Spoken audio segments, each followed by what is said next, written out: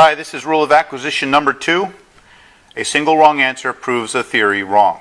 That's the Ferengi name. The compact name is, this is the wrong answer tell.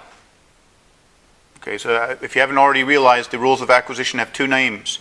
We have a compact name and the Ferengi name. The Ferengi name is more of a descriptive sentence. It describes what the rule is as opposed to just a simple title. Again, Karl Popper said that logically, no number of positive outcomes at the level of experimental testing can confirm a scientific theory, but a single counterexample can show a theory to be false. Okay, this first part here is the rule of acquisition 1. But a single counterexample can show a theory to be false. This is rule of acquisition 2. And the reason why I separated this is because there's a lot of importance to wrong answers that I'm going to show you. That wrong answers are, failures, if you will, is the number one cause of scientific progress. Believe it or not, when you see it, it'll make more sense. Again, rule of acquisition 2 is part of what I call the Bill of Truth. These are the new first 5 rules of acquisition. Okay, you can pause this and read this on your own. These are the compact names along with the Ferengi names. So the most powerful tell in the rules of acquisition, because a lot of the rules of acquisition are what we call tells. A tell is a way to know something is going on. Like, for example, when people play poker, if somebody has a nervous twitch, that sometimes gives away that they're bluffing or whatnot. And so that's what a tell is. Sailors put little strings on their sails to know how the wind is flowing over their sail. Those are called telltales. Okay, so a tell is a way that you can tell something is wrong or there's something more going on.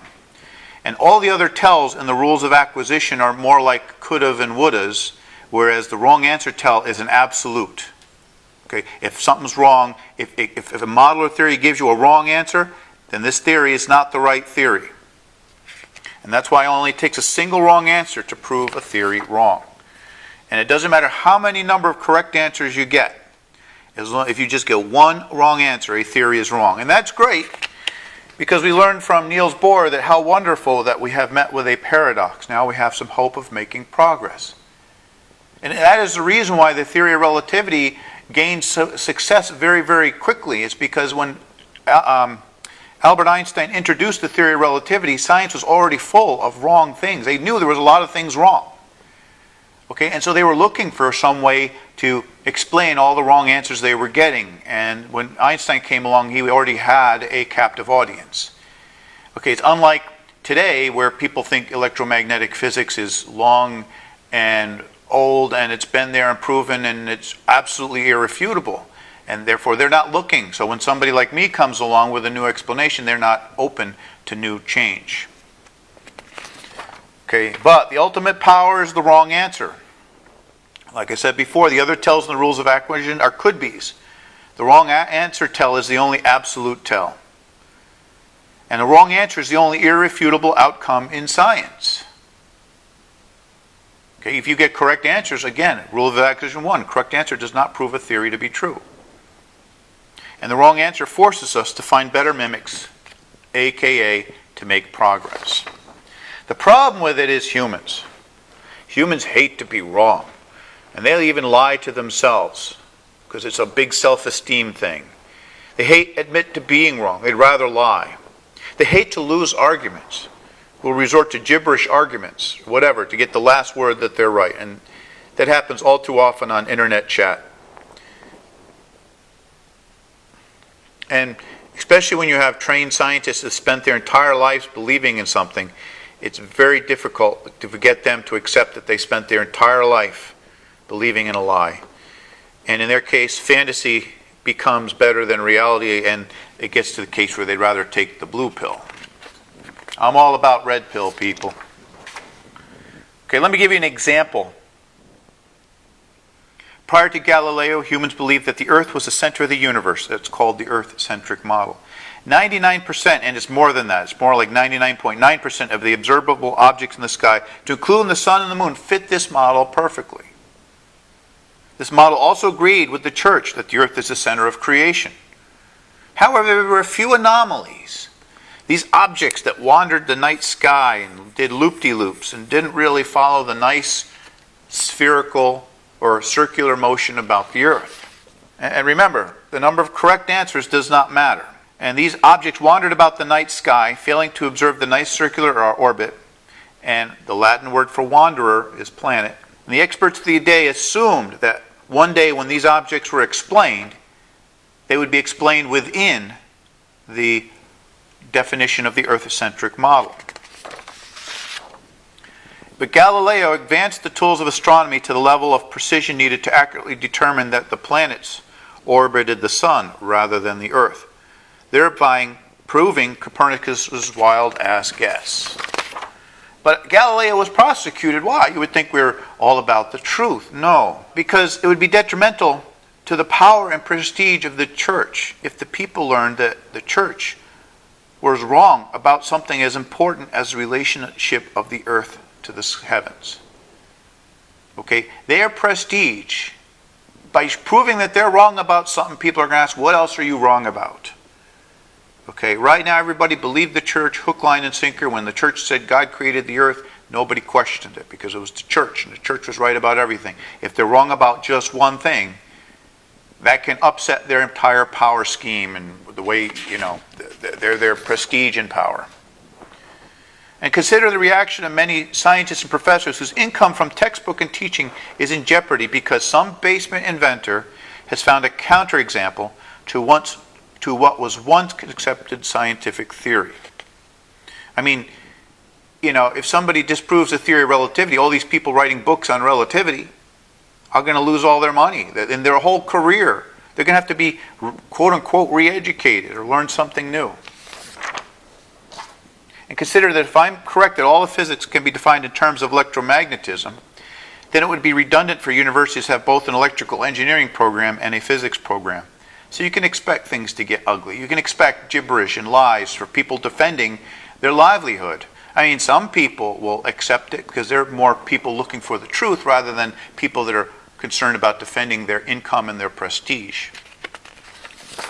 Again, when one's income and livelihood and prestige is linked to what they believe, you cannot expect them to impartially accept counterexamples or counter-arguments. You're much safer intervening between a mother bear and her cub.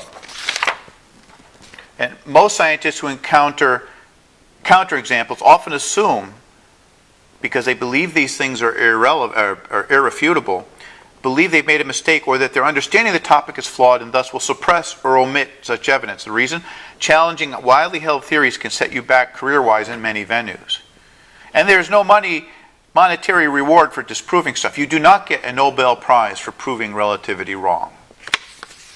So what needs to be done? Well, first, I need to get this cat off of my paper. Come on, dude. We love you.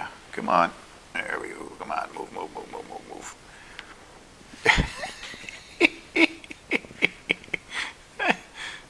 Science needs to be done with cats.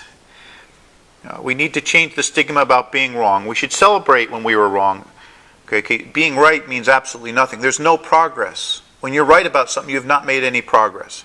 And we need to eliminate the conflict of interest, the bad incentive system plaguing science. Okay, and I have a video called the No Bull Prize. I'll put the link for it. You should take a look at that if you haven't already done so. Again, consider Robert Goddard. He had many failed launches. Each helped him improve the science of rocketry. I mean, if everything went well, he didn't learn anything new. Okay, you can only learn from failure. Progress requires failure. Failure is an option. Thomas Edison tested over 6,000 different materials for filaments before finding the one that made the light bulb a commercial success. Now, just a little note here.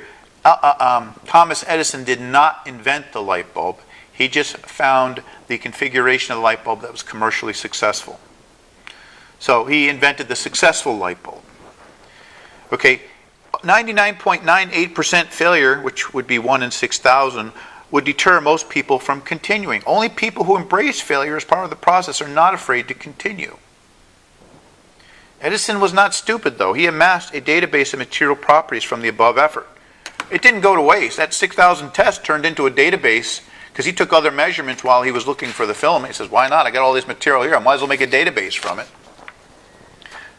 A baby learning to walk will fall on his butt. Failure is part of the process of learning something new.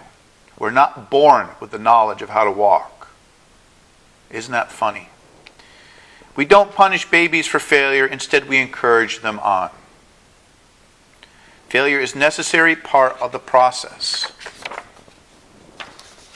Okay, we humans are still babies in terms of understanding the universe. In rule of acquisition number 3, this is 3, the utility fallacy, I will show you just how primitive we are. We need to take the stigma associated with failure out of the scientific process and frame it in terms of encouragement. How wonderful. And we're going to take what Niels Bohr said before and change paradox and change some words up to put this more into context of what I'm talking about. How wonderful that we have met with failure. Now we have some hope of making progress, profit, and prestige. Carl Sagan, in science it often happens that scientists say, you know, that's a really good argument. My position is mistaken. And then they would actually change their minds, and you'll never hear that old view from them again. They really do it. It doesn't happen as often as it should, because scientists are human and change is sometimes painful, but it happens every day. I cannot recall the last time something like that happened in politics or religion. Okay, but my caveat on Sagan is it's not sufficient just to have a good argument. Okay, humans only accept change when they are shown the benefits of the new idea. If you can say to them, hey, it's going to make you $1 million, they're more likely to listen to you. Okay, you know, it's got to have some benefit for them to listen to you.